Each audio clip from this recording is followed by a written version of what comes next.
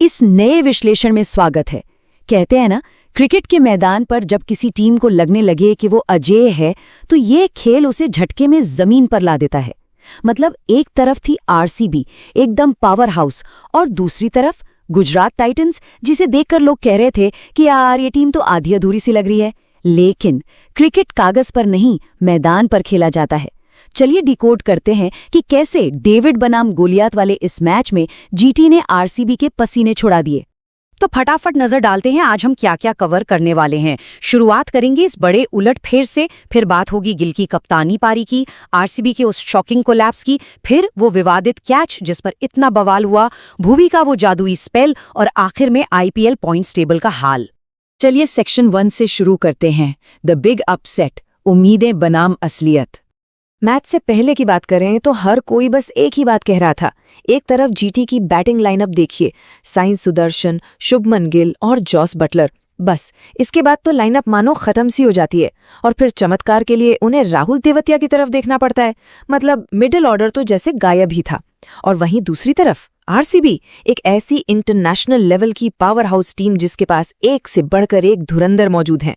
लेकिन मैदान पर क्या हुआ, जरा सोचिए। वो आरसीबी जिसमें 8-9 नंबर तक तगड़े बल्लेबाज भरे पड़े थे, वो 155 रन पर ही सिमट गई। और जवाब में उसी आधी अधूरी सी दिखने वाली जीटी ने इस टारगेट को सिर्फ 15.5 ओवर में चेस कर लिया। मतलब 15.5 ओवर। ये साफ दिखाता है कि बड़े बड़े नाम सिर्फ कागज पर अच्छे लगते हैं, असली खेल तो उस दिन के परफॉर्मेंस का होता है। अब आते हैं दूसरे सेक्शन पर, शुभमन गिल ने कैसे फ्रंट से लीड किया। और इसे समझने के लिए जरा गिल के हालिया स्कोर्स पर नजर डालिए। टी20 फॉर्मेट में उन्होंने खुद को जिस तरह से अपडेट किया है ना, वो सच में काबिले तारीफ है। पंजाब के खिलाफ 27 गेंदों में 39, दिल्ली के सामने 45 गेंदों में 70 और लखनऊ के खिलाफ 40 में 56। इसके अलावा 86, 32 और 33 रन की शानदार पारियां। यही कंसिस्टेंसी तो उन्हें ऑरेंज कैप की रेस में सबसे आगे खड़ा कर रही है। ये दिखाता है कि फॉर्म टेम्पररी हो सकती है, लेकिन क्लास परमानेंट है। इस पर्टिकुलर मैच की बात करें तो गिल और बटलर बिल्कुल अलग ही मूड में आए थे। गिल ने महज 18 गेंदों में 43 रन ठोक डाले, और वो मोमेंट याद है जब जॉस हेजलवुड जैसे वर्ल्ड क्लास बॉलर के एक ही ओवर में छक्का चौका चौका छक्का छक्का 24 रन, मतलब आरसीबी के होश ही उड़ा दिए। उधर जॉस बटलर ने भी 19 गेंदों में 39 रन बनाए। नतीजा ये हुआ कि जीटी ने न सिर्फ मैच जीता, बल्कि अपना नेट रन रेट भी इतना सॉलिड कर लिया जो आगे चलकर टूर्नामेंट में बहुत काम आने वाला है। चलिए तीसरे हिस्से की तरफ बढ़ते हैं, आरसीबी का वो नट के कोलैप्स और एक बहुत बड़ी विडंबना। जहां जीटी के बल्लेबाज आग उगल रहे थे, वहीं आरसीबी की इतनी तगड़ी बैटिंग लाइनअप ताश के पत्तों की तरफ बिखर गई। एक वक्त पर स्कोर था 96 रन और 6 विकेट गिर चुके थे। इस पूरे कोलैप्स में अगर कोई एक खिलाड़ी डटा रहा तो वो थे विराट कोहली। 13 गेंदों पर 28 रन। इस सीजन के उनके आंकड़े देखिए, 9 मैचों में 379 रन, 54 का एवरेज और 165 का स्ट्राइक रेट। 37 साल की उम्र में भी ये खिलाड़ी अलग ही लेवल पर खेल रहा है। हालांकि इस मैच में उनसे एक छोटी सी चूक जरूर हुई, जब उनके एक थ्रो पर 5 ओवर थ्रो के रन चले गए। पर सच कहें तो आरसीबी की इकलौती उम्मीद वही लग रहे थे। अब सुनिए इस मैच की सबसे मजेदार और थोड़ी अजीब बात। जितेश शर्मा ने कुछ ही दिन पहले एक इंटरव्यू में कहा था, मैं तो प्रार्थना करता हूं कि सब आउट हो जाएं ताकि मुझे बैटिंग का मौका मिले और मैं विनिंग नॉक खेलूं। अब देखिए कुदरत का खेल, वो प्रार्थना कबूल भी हो गई। टॉप ऑर्डर बिखर गया, मौका भी मिल गया, और जब वो दबाव वाली सिचुएशन आई तो उन्होंने कितने रन बनाए? सिर्फ 1। जी हां, 1 रन। इस पूरे सीजन में 9 मैचों में 100 के स्ट्राइक रेट से सिर्फ 63 रन बनाए हैं उन्होंने।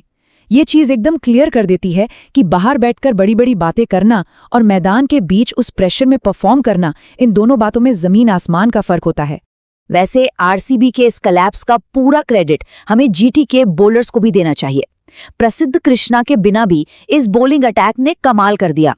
जेसन होल्डर को ही ले लीजिए, 4 ओवर 29 रन और 2 विकेट, एकदम परफेक्ट ऑलराउंडर वाला काम किया। अरशद खान ने भी बेहतरीन गेंदबाजी करते हुए 22 रन देकर 2 विकेट चटकाए, और राशिद खान ने हमेशा की तरह अपना जादू दिखाते हुए 19 रन पर 2 बड़े विकेट झटके। इन तीनों ने मिलकर आरसीबी के बल्लेबाजों को बिल्कुल बांध कर रख दिया था। आते हैं सेक्शन 4 पर, द कैच कंट्रोवर्सी क्रिकेट हो और कोई ड्रामा ना हो, ऐसा कैसे हो सकता है? तो आइए इस कैच विवाद को एकदम न्यूट्रल होकर सिर्फ क्रिकेट के नियमों के चश्मे से समझते हैं। क्रिकेट का लॉ 33.2 और 33.3 एक फेयर कैच को डिफाइन करता है। सारी बहस इस बात पर थी कि क्या फील्डर की उंगलियां गेंद के पूरी तरह से नीचे थी या फिर गेंद को सुरक्षित हाथों में लेने से पहले उसका कोई भी हिस्सा जमीन से टच हो गया था। नियम साफ है, अगर गेंद जमीन को छूती है तो उसे नॉट आउट माना जाएगा। अब मैदान पर हुआ क्या? जेसन होल्डर ने रजत पाटीदार का कैच पकड़ा। अंपायर ने अपना लॉजिक लगाया कि उंगलियां गेंद के नीचे थीं और उसे आउट करार दे दिया, जबकि बहुत से लोगों को लग रहा था कि शायद बॉल ग्राउंड हो गई थी। विराट कोहली इस फैसले से इतना भड़के हुए दिखे जितना उन्हें काफी वक्त से नहीं देखा गया था। लेकिन अंपायर का फैसला आखिरी था और आरसीबी को इसका खामियाजा भुगतना पड़ा। हम यहाँ किसी की साइड नहीं ले रहे, पर यह मोमेंट यकीनन मैच के सबसे तनावपूर्ण पलों में से एक जरूर था। सेक्शन 5, भुवी का जादुई स्पेल, जो आरसीबी के लिए एक सिल्वर लाइनिंग साबित हुआ। आरसीबी के इस बड़ी हार के बीच अगर कोई एक पॉजिटिव बात थी तो वो था 36 साल के भुवनेश्वर कुमार का परफॉर्मेंस। जरा इन आंकड़ों को देखिए। जब आरसीबी ने इन्हें लिया था तो कई लोगों ने मीम्स बनाए थे, मजाक उड़ाया था, लेकिन आज 9 मैचों में 17 विकेट, इकोनॉमी सिर्फ 7 की, एवरेज 15 का और स्ट्राइक रेट 12 का। और हाँ, इस समय पर्पल कैप भी इन्हीं के पास है। ये आंकड़े उन सारे आलोचकों के मुंह पर एक जोरदार तमाचा है। और इस पर्टिकुलर मैच में तो भुवी अलग ही जोन में थे। जिस पिच पर बाकी बॉलर्स की पिटाई हो रही थी, वहां इन्होंने 4 ओवर में सिर्फ 28 रन देकर 3 अहम विकेट लिए। और विकेट्स भी किसके? फॉर्म में चल रहे साई सुदर्शन, खतरनाक दिख रहे शुभमन गिल, और फिर जॉस बटलर को तो सीधा क्लीन बोल्ड ही कर दिया। अगर भुवी का ये स्पेल नहीं होता तो सच मानिए ये मैच और भी जल्दी खत्म हो सकता था। चलिए अब आखिरी सेक्शन की बात करते हैं, आईपीएल पॉइंट्स रेस और आगे का रास्ता। अब थोड़ा ब्रॉडर पिक्चर देखते हैं कि इस मैच ने पॉइंट्स टेबल का क्या हाल किया है। गुजरात टाइटंस अब 10 पॉइंट्स पर पहुंच गई है और ये कोई तुक्का नहीं है। जरा इनका सफर देखिए। डीसी को 1 रन से हराया, एलएसजी को 7 रन से, केकेआर को 5 विकेट से और सीएसके को 8 विकेट से। और आज तो आरसीबी जैसी मजबूत टीम को पूरी तरह से धोकर रख दिया। ये टीम चीख चीख कर कह रही है कि जब सामने कोई बड़ी टीम होती है तो ये अपना बेस्ट गेम बाहर लाते हैं। और आरसीबी की बात करें तो इस भारी नुकसान के बाद भी टॉप 4 का प्रेडिक्शन कुछ ऐसा दिखता है। पंजाब किंग्स सिर्फ 1 हार के साथ मजबूती से टॉप पर है। आरसीबी अभी भी दूसरे नंबर पर बनी हुई है क्योंकि एक्सपर्ट्स मान रहे हैं कि वो टॉप 2 में फिनिश कर सकते हैं। इसके पीछे सनराइजर्स हैदराबाद और राजस्थान रॉयल्स भी रेस में पूरी तरह से बनी हुई हैं। मतलब प्लेऑफ की रेस अब सच में मजेदार हो गई है। तो आखिर में सबसे बड़ा सवाल ये उठता है, एक ऐसा टूर्नामेंट जहां आधी अधूरी कही जाने वाली टीमें किसी भी दिग्गज को हरा सकती हैं, वहां इस करारी हार का आरसीबी पर क्या असर होगा?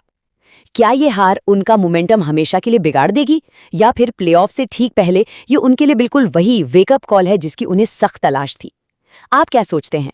खैर, आईपीएल का ये रोमांच तो ऐसे ही जारी रहेगा। आज के इस विश्लेषण में बस इतना ही। अगली बार एक नए विश्लेषण के साथ फिर जुड़ेंगे।